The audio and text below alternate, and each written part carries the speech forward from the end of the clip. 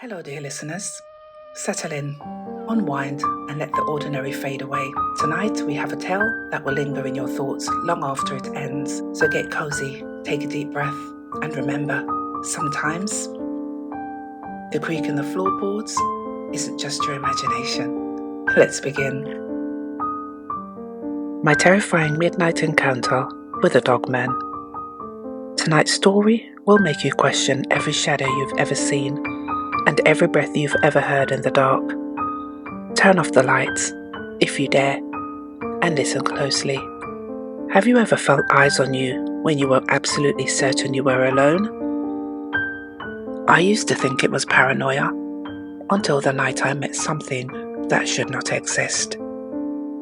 If you're brave enough, stay with me till the end, and don't forget to subscribe for more true encounters you won't hear anywhere else.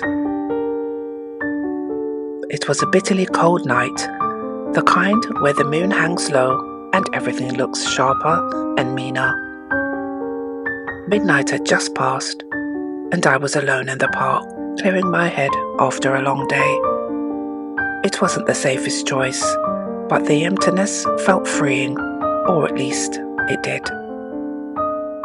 The old trees around me creaked in the wind, their long spindly arms clawing at the sky. Leaves crunched underfoot, street lamps flickered at the park's edge, throwing just enough light to create deep, unnatural shadows. At first, I thought it was the wind. A rustle, too deliberate to be nothing, made me pause. Then I heard it. Slow, deliberate breathing, thick and guttural, like something barely restraining itself, like something enormous. "Who's there?" I called out, trying to keep my voice steady. But silence.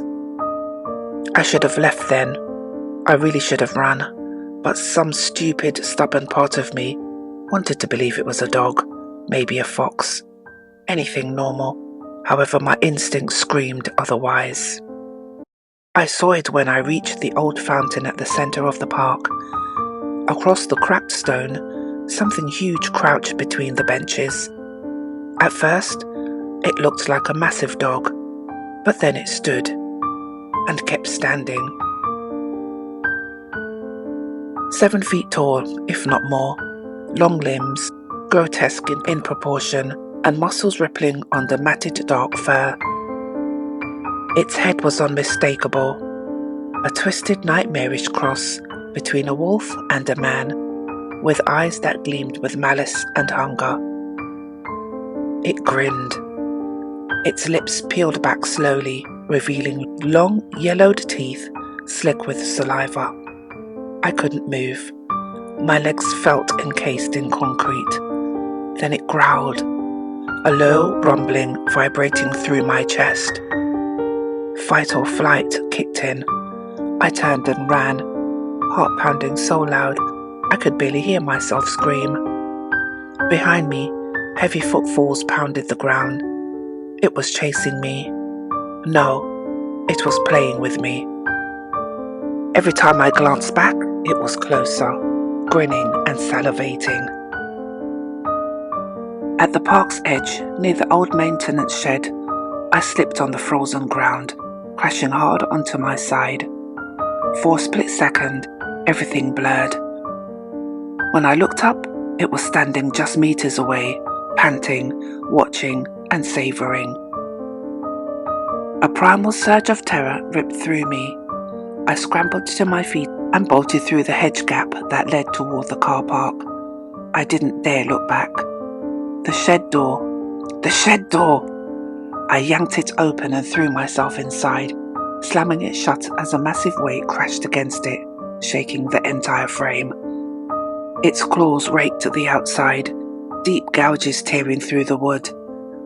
Inside it was pitch black. I backed away, trembling, listening to its shallow breathing and low growls, feeling it waiting for me to make a mistake.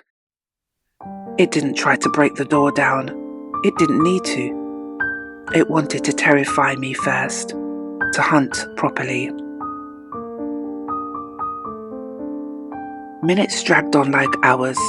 I could hear it circling the shed, sniffing and occasionally tapping its claw against the door, taunting.